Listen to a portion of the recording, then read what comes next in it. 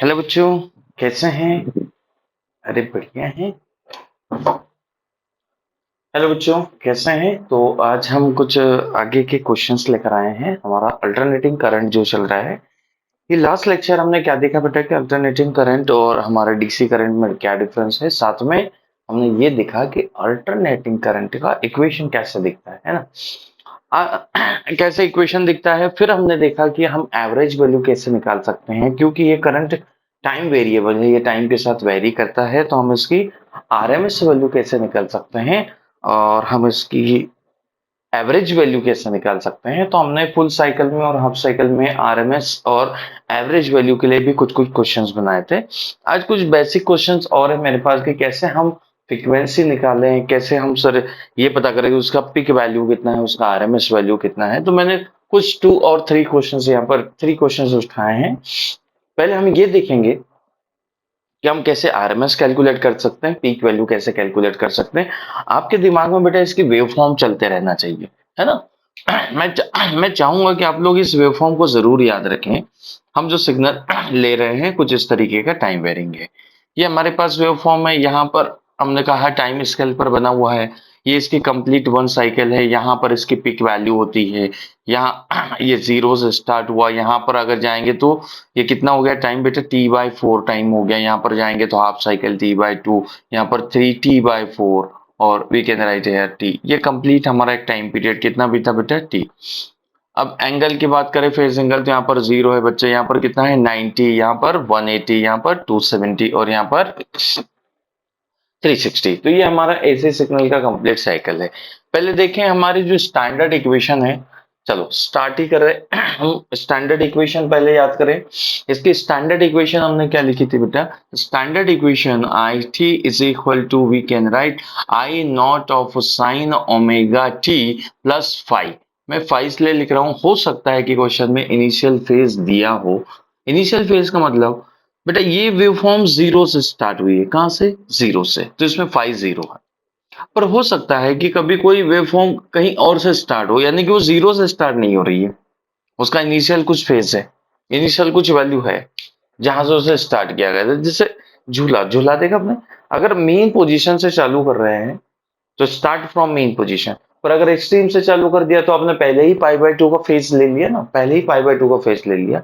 तो may be zero से start हो ना हो, this is the standard equation जिसे हम हमारे अल्टरनेटिंग करंट को बताते हैं। तो आ जाए क्वेश्चन पर देखें। पहला क्वेश्चन क्या कह रहा है कि आपको एक वोल्टेज का इक्वेशन दिया है। ऑब्वियसली कि वोल्टेज अल्टरनेटिंग करंट है, अल्टरनेटिंग वोल्टेज है। कैसे बेटा? साइन फंक्शन है।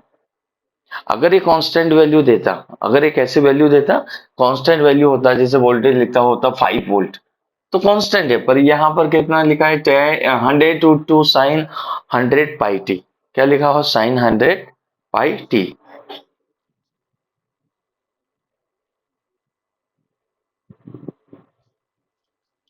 यस, तो मेरे पास है 100 साइन 100πt इंटू 100πt। यहाँ पर 5 नहीं है, मतलब इनिशियल फेज हमने यहाँ पर क्या लिया है बेटा? जीरो। इस क्वेश्चन में इनिशियल फेज 5 कितना दिया है? जीरो। फेज तो है, इनिशियल फेज नहीं। और हमसे कहा गया है कि वी नॉट पिक वैल्यू निकालिए, आरएमएस वैल्यू निकालिए, फ्रीक्वेंसी निकालिए, एंगुलर फ्रीक्वेंसी निकालिए, वो टाइम पीरियड निकालिए। तो फर्स्ट क्या करें बच्चे? आप अपने स्टैंडर्ड इक्वेशन को फॉलो करें।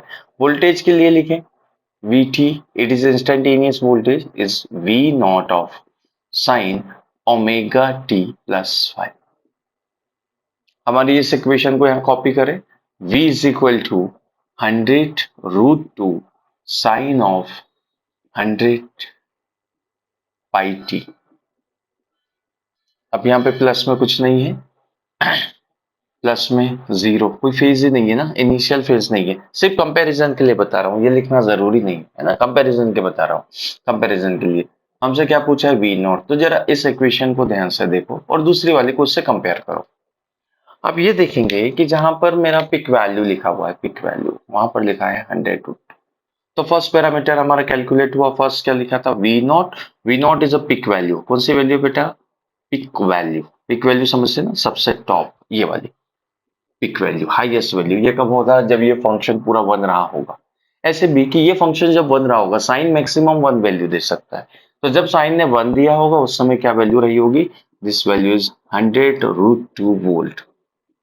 This is the peak value of our voltage. Peak value. ठीक। दूसरा उसने क्या कहा कि आरएमएस वैल्यू बताइए। आरएमएस वैल्यू कैसे निकालेंगे? V RMS. आरएमएस निकालने का तरीका है पीक वैल्यू का रूट 2 टाइम्स। पीक वैल्यू का रूट 2 टाइम्स। क्या ये हमने लास्ट लेक्चर में प्रूव किया है? अरे हाँ या ना? Peak value 311 volt, RMS value 220 volt, याद करो जरा। तो पीक वैल्यू निकाल, आरएमएस वैल्यू निकालना, तो peak value 100 root 2 divided by root 2, इससे कैंसिल। RMS value 100 volt. कितनी आई बच्चे? 100 वोल्ट। यानी इसका जो इफेक्टिव वैल्यू है आरएमएस, वो इफेक्टिव वैल्यू भी कहते हैं। तो इफेक्टिव वैल्यू कितनी है बेटा? 100 वोल्ट।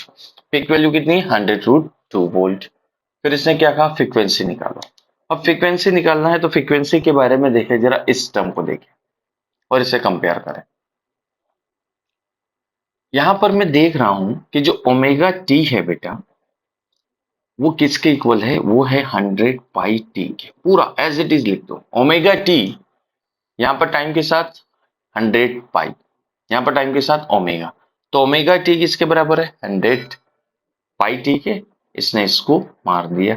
यहां से ओमेगा मुझे पता चल गया, ओमेगा भी मुझे निकालना था, तो ओमेगा कितना पता चल गया? ओमेगा की वैल्यू मेरे पास आ गई 100 पाई रेडियन पर सेकेंड, एंगुलर फ्रीक्वेंसी।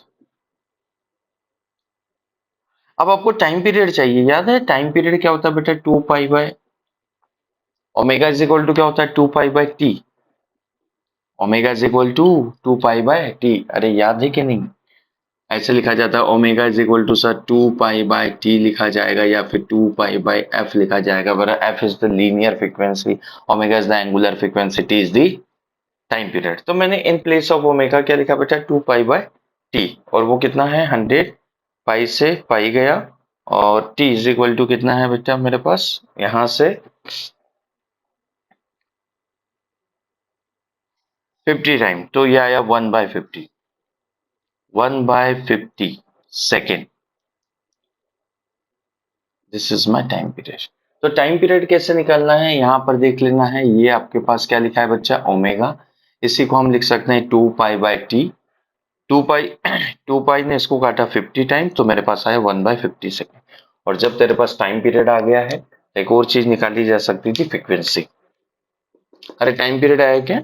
अगर टाइम पीरियड आया तो एक और चीज क्या निकाली? फ्रीक्वेंसी भी पूछी इसने। तो फ्रीक्वेंसी क्या होगी? जस्ट टाइम पीरियड का रिवर्स कर दो। लेट्स चेक कि हम नीचे का देख पा रहे हैं या नहीं। 2 pi by t, yes, very good. Frequency is nothing but it is a 1 by time period, or we can write as 50 hertz. 50 hertz में इट मींस कि एक सेकंड में कितनी साइकिल्स बेटा? 50 साइकिल्स हमारे अल्टरनेटिंग करंट की आ रही है, या अल्टरनेटिंग वोल्टेज की आ रही है। तो ये मेरे पास peak value, RMS value, frequency, omega और टाइम पीरियड निकालने का क्वेश्चन था, जिसमें मेरा ये आया peak value, RMS value, angular frequency, time period, linear frequency. Okay, बहुत बढ़िया। नाउ क्वेश्चन नंबर 2 देखिए जरा, बना सकते हैं। ये क्वेश्चन नंबर 2 डिपेंड करता है कि आपने लास्ट लेक्चर देखा या नहीं। अगर नहीं देखा तो फर्स्ट पहले आप उसे देखें। मेरे को यहाँ पर बेटा करंट का इक्वेशन दिया है ना, करंट दिया है। कौन सा करंट दिया है? फिर से वही अल्टरनेटिव करंट साइन फंक्शन दिखाई दे रहा है। अल्टरनेटिव करंट दिया है, मुझे पूछा है average value in positive half cycle. This is average, average value in positive half cycle, RMS value और पीक वैल्यू। आरएमएस और पीक तो हमने जैसे यहाँ पर निकाला वैसे यहाँ पर भी निकाली जा सकती है। यहाँ पर थोड़ा एवरेज कैसे निकालेंगे उसे थोड़ा समझेंगे। आ जाओ देखिए जरा, इसमें क्या कहा उसने आपसे। सबसे पहले अगर मैं कहूं कि आप पहले आरएमएस और पीक निकाल दिए, यानी कि इसका पार्ट 2 पहले आप खुद ही सॉल्व कर सकते हैं। पार्ट 2 बोलो, पिक वैल्यू बोलो, करंट की peak value I naught compare कर इससे। इस इक्वेशन को इससे कंपेयर करेगा तो 50 एम्पियर। अरे हाँ या ना? This value is a peak value 50 ampere. RMS value पूछिए, आरएमएस वैल्यू कैसे निकालेंगे? आरएमएस वैल्यू यही सेम तरीका, पीक वैल्यू का रूट 2 टाइम्स, चाहे वोल्टेज हो या करंट सेम है। ऐसा नहीं कि उसी के लिए सर आई ना बार √2 करेंगे, तो पीक वैल्यू को √2 टाइम्स यानी कि 50 पीक वैल्यू अपॉन में √2 ampere. This is the RMS value. तो ये हमारी पीक वैल्यू, ये हमारी आरएमएस वैल्यू। पार्ट 2 खत्म। पार्ट 1 में पूछा है कि एवरेज, वो भी पॉजिटिव हाफ साइकिल में एवरेज निकालना है। एवरेज निकालना है बच्चे, वो भी कहां पर? पॉजिटिव हाफ साइकिल में एवरेज, या इसको लिखते हैं आई एवरेज। ठीक है भाई। फुल साइकिल में जब इसका एवरेज हमने चेक किया था तो क्या आया था? 0। हाफ साइकिल में आपको याद है हमने एवरेज लिखना सिखाया था। हाफ साइकिल में किसका एवरेज आपको लिखना है? साइन ओमेगा टी फंक्शन आ जाए, कॉस ओमेगा टी फंक्शन आ जाए, ऐसा कोई sign omega T, cos omega T, उसका एवरेज लिखना है हाफ साइकिल। एक काम कर, थोड़ा सा इसे हम इनिशियल फेज को हटा देते हैं, क्योंकि अभी हम वो इनिशियल फेज वाला पार्ट नहीं लेते। एवरेज निकालेंगे तो कहां से स्टार्ट हुआ, फिर वो नहीं आएगा ना। हमने स्टैंडर्ड निकाला, स्टैंडर्ड यानी कि साइन या कॉस ओमेगा टी होगा तो उसका एवरेज वैल्यू होगा 2/पाई। याद है साइन स्क्वायर कॉस स्क्वायर होता तो 1/2 फुल साइकिल में। हाफ साइकिल में साइन और कॉस ओमेगा टी होगा तो 2/पाई, और फुल साइकिल में क्या था बेटा? 0। तो हमें इसमें इस फंक्शन की एवरेज वैल्यू चाहिए। जरा ध्यान से देखो, ये जो पीछे वाला पार्ट है sine omega T, sine omega T, sine omega T 2/पाई, यानी कि जब मैं इसका एवरेज निकालने जाऊंगा बच्चे, तो मुझे एवरेज किसका निकालना है? पहले तो मुझे 50 का एवरेज निकालना है, फिर मुझे एवरेज निकालना है साइन 100 पाई टी। इस फंक्शन का एवरेज निकालना है। तो इसका एवरेज 50 का एवरेज क्या आएगा? 50, क्योंकि वो तो कांस्टेंट है, चेंज नहीं हो रहा है। इसका एवरेज क्या आएगा बेटा? इसका एवरेज आएगा 2/पाई, वैल्यू इज 100/पाई एम्पियर। 100/पाई ampere, this is the average value. मैंने कुछ नहीं किया है, जस्ट मुझे पहले से पता था कि साइन ओमेगा टी या कॉस ओमेगा टी जो फंक्शन है उसकी average value entire cycle, half cycle, कौन से साइकिल में बेटा? हाफ साइकिल में क्या है, तो उसके हाफ साइकिल में जो वैल्यू मेरे पास है उसका मैंने एवरेज रख दिया 2/पाई। क्या बात क्लियर हुई? Yes sir, no? बहुत बढ़िया। नेक्स्ट क्वेश्चन देखो। नेक्स्ट क्वेश्चन इससे मिलता जुलता है। क्वेश्चन को बनाने के लिए थोड़ा स्पेस क्लियर करना पड़ेगा। हम्म, यहाँ पर ये हटा देता हूँ। Reading of the ammeter and voltmeter, कोई इलेक्ट्रॉनिक सर्किट यहाँ पर मुझे दिया हुआ है, इलेक्ट्रिक सर्किट है ये, और मुझे एमीटर और वोल्टमीटर दो डिवाइसेस दिखाई दे रही है। एमीटर करंट को मेजर करेगा, वोल्टमीटर वोल्टेज को मेजर करेगा, पर याद रखना ये हमेशा आरएमएस वैल्यू मेजर करते हैं। कौन सी वैल्यू मेजर करते हैं बेटा? आरएमएस वैल्यू मेजर करते हैं, पीक वैल्यू मेजर नहीं करते, क्योंकि हीट को पकड़ते हैं ना बेटा, और हीट जनरेट करने में किसका रोल है? आरएमएस का। तो हमें कुल मिला के जब एमीटर की रीडिंग बताना है तो आईआरएमएस बताना है, वोल्ट मीटर की रीडिंग बताना है तो वीआरएमएस बताना है। और यहाँ पर ये मेरे को दिया हुआ है कि यहाँ से जो मैंने एसी सोर्स लगाया है उसकी फ्रीक्वेंसी, उसका जो वैल्यू है instantaneous value 100√2 sign omega T, 100√2 sign omega T है। चलो ट्राई करो।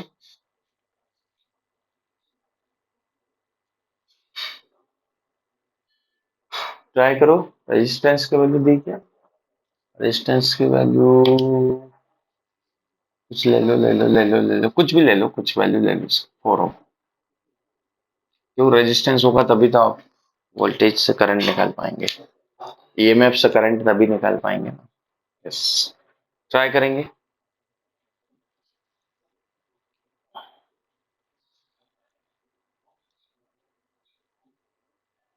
ट्राई करो। हो गया? देखो,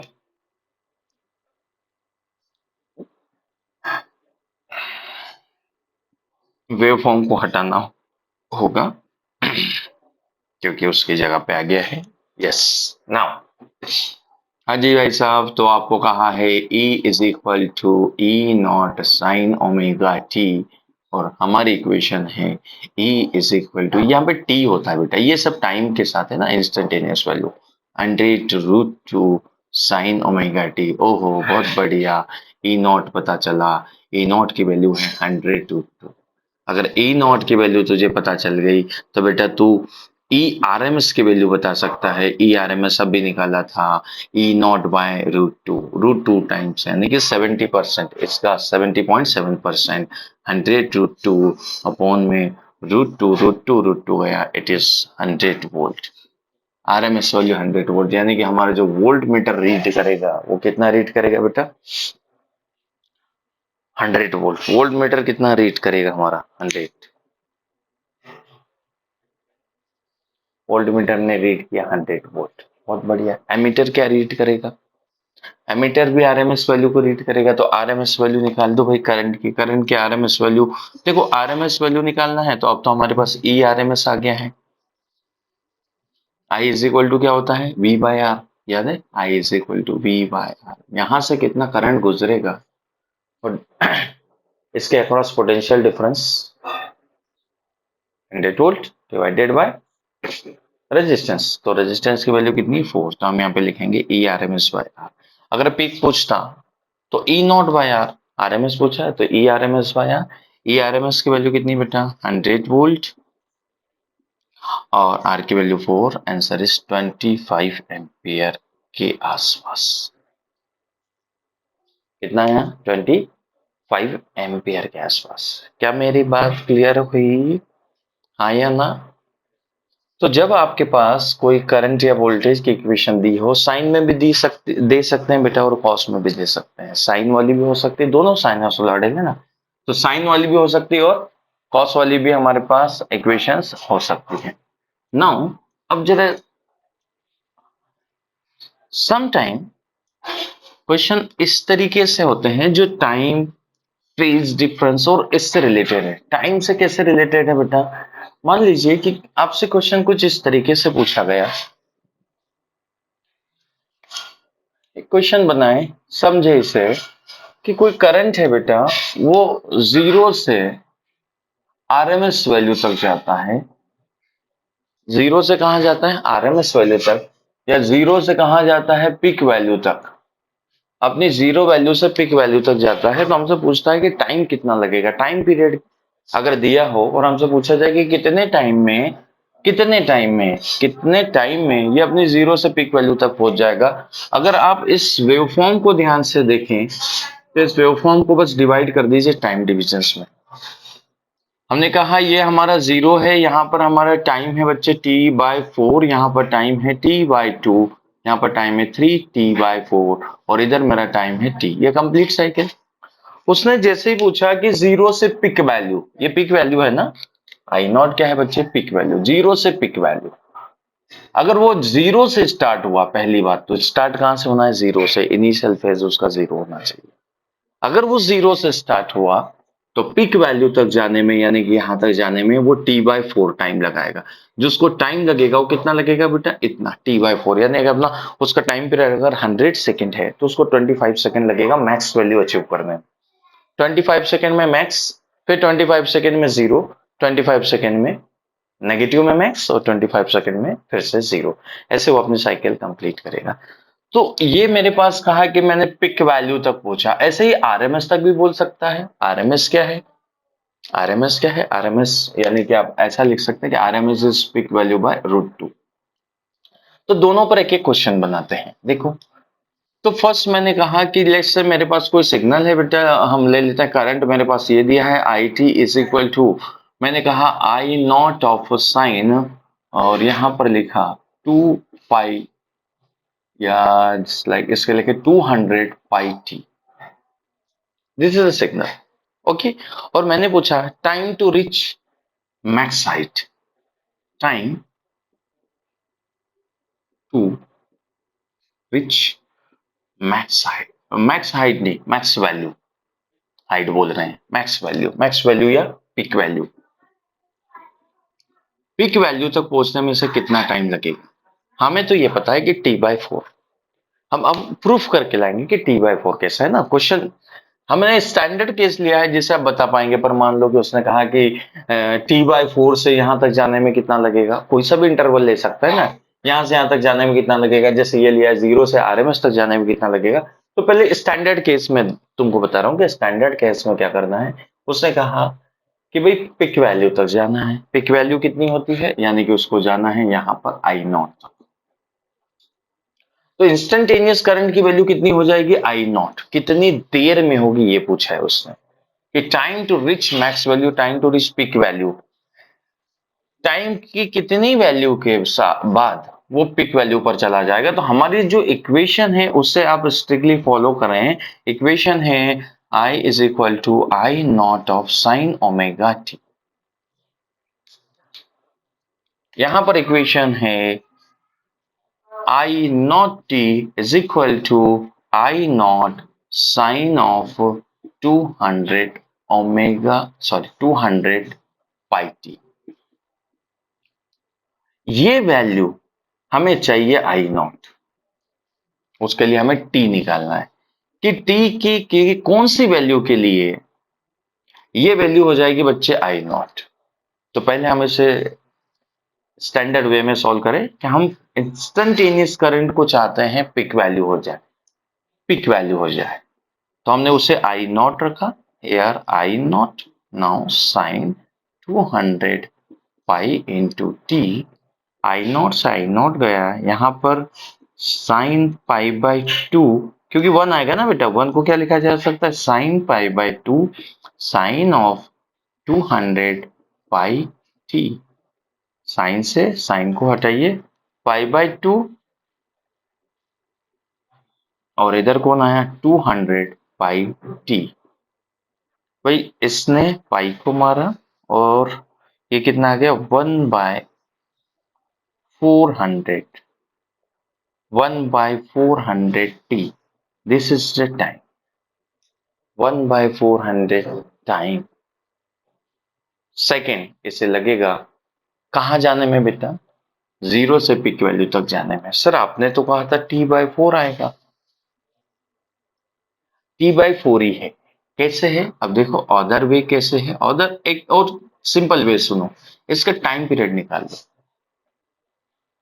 इसका टाइम पीरियड निकालो। टाइम पीरियड क्या दिया है, टाइम पीरियड क्या दिया है, टाइम पीरियड कैसे निकालते हैं, ओमेगा टी। यहां से क्या निकालोगे, omega into T. Omega T is equal to, यहां से कंपेयर करके लिखें तो यह आएगा 200 पाई इंटू टी। टी से टी तो मरने वाला है, टी गया। ओमेगा इज इक्वल टू कितना आया बच्चे, omega is equal to 200 pi. Time period क्या होता है, टाइम पीरियड होता है 2 पाई बाय टी। ओमेगा है ना इधर 200 पाई, ये से ये गया सब। इसका टाइम पीरियड कितना है बच्चा, इसका टाइम पीरियड है 1/100 सेकेंड। इस क्वेश्चन में इसका टाइम पीरियड, एक साइकिल को आने में कितना टाइम लग रहा है, 1/100 second. This is the time period. और सोचो मैंने क्या कहा था कि वो अपने टाइम पीरियड के फोर्थ पार्ट में मैक्स वैल्यू अचीव कर लेगा। अगर मैं इससे टी निकालना चाहता हूं टाइम, तो क्या टाइम पीरियड को 4 टाइम्स डिवाइड कर दूं, फोर्थ है ना यहां तक। अगर इसका टाइम पीरियड 1/100 है बेटा, इंटू आप उसे 4 टाइम करेंगे, क्या आंसर 1/400 आ जाएगा। मैंने वही तो निकाला है 1/400। यह वह टाइम है जिस टाइम में वह अपने मैक्सिमम वैल्यू पर चला जाएगा। कहां से, जीरो से। कहां से बच्चे, जीरो से मैक्सिमम वैल्यू पर चला जाएगा। क्या मेरी बात समझ में आई। अच्छा, इसका मतलब सर अगर मैं उससे जीरो से आरएमएस तक भेजना चाहूं, तो क्या उसके लिए कितना टाइम लगेगा, जीरो से आरएमएस भेजना है, स्टार्ट जीरो से करना है। तो सिमिलर मेथड या सिमिलर अप्रोच के साथ कहानी की शुरुआत करें। मैंने कहा जीरो से आरएमएस तक जाना है, स्टार्ट फ्रॉम जीरो। तो आरएमएस तक जाने में कितना टाइम लगेगा, अब आरएमएस वैल्यू कहाँ है भाई, 70% है पीक वैल्यू की, या आई नॉट बाय रूट 2 टाइम्स है पीक वैल्यू की।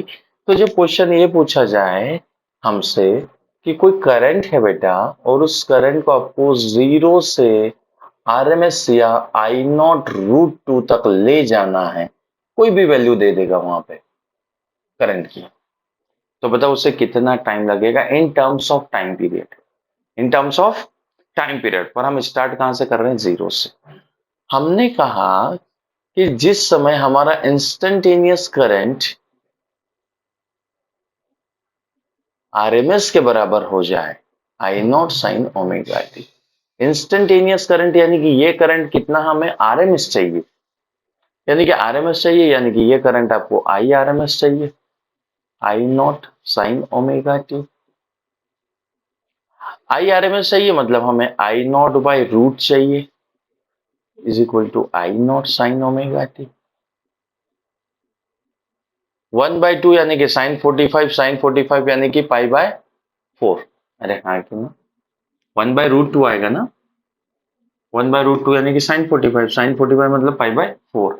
यहां पर कौन बचा बेटा, इधर बचा ओमेगा टी। अब ये मत कहना सर साइन कहाँ गया, अबे इधर साइन 45 लिखा हो ना, साइन ने फिर साइन फंक्शन को निकाला तो पाई/4 is equal to omega T. पाई/4 is equal to omega T. Omega को क्या लिखा जा सकता है सर, 2 पाई/टी इंटू टी। पाई से पाई गया, टी इधर गया, answer T/8 of time. Time period के 8th पार्ट, यानी कि अगर उसका टाइम पीरियड T है तो T डिवाइडेड बाय 8 में वो कहां पहुंच जाएगा बेटा, वो अपनी 0 से आरएमएस वैल्यू तक पहुंच जाएगा, या 0 उस समय उसकी वैल्यू कितनी होगी, आरएमएस वैल्यू। तो कहानी कहां से शुरुआत हुई है वो डिपेंड करता है कि क्वेश्चन में I is equal to I not sine omega T plus five लिखा है कि नहीं। अगर फाइव लिखता है तो कहीं और से स्टार्ट होता, पर मेथड सेम। मेथड क्या है बेटा, सेम। तो पहली चीज मुझे यहां पर एक तो पता चल गई कि अगर वो 0 से स्टार्ट करे तो T/8 सेकेंड में वो अपनी आरएमएस वैल्यू पर पहुंच जाता है। यदि वो 0 से स्टार्ट करे तो T/4 सेकेंड में वो अपने मैक्स वैल्यू तक पहुंच सकता है। कभी कभी पूछ लेगा कि भाई अपने मैक्स वैल्यू के हाफ में कब पहुंचेगा, यानी कि कब हमारे इस करंट की वैल्यू I0/√2 होगी। I0/√2 होने के लिए मेरे हिसाब से क्या करना चाहिए बेटा, जहां पर आप आई लिख रहे हैं उसकी जगह I0/2 लिख दो, हाँ या ना, किसी भी टाइम पर I0/2 लिख दो। जब आप यहाँ पर 2 लिखेंगे तो क्या होगा, ये 2 I0 से I0 गया 1/2 यानी कि sin 30 यानी कि यहाँ पर पाई/6। अरे हाँ कि ना, यहाँ पर क्या आएगा बेटा पाई/6। जब ये पाई/6 है तो फिर इसे आप कैंसिल करेंगे तो ये आंसर कितना है, यहां से इसे बनाए ना, यहां से देखो यहाँ पर पाई/4 आया था ना, तो ये कितना आएगा, एक मिनट,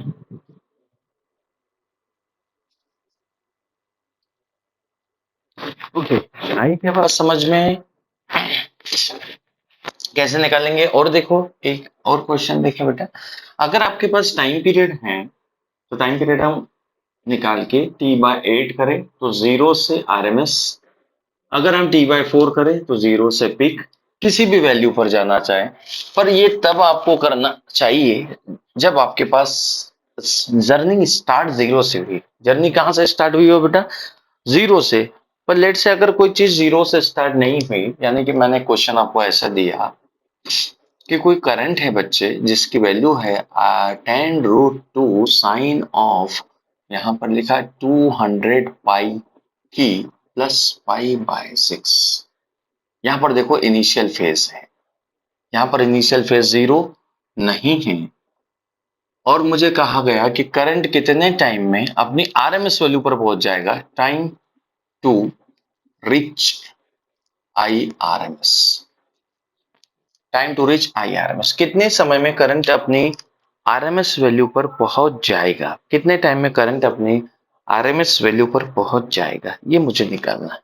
तो देखो फंडा सिंपल है, ये इंस्टेंटेनियस करंट आपको आरएमएस बनाना है। इंस्टेंटेनियस करंट आपको क्या बनाना है, आरएमएस।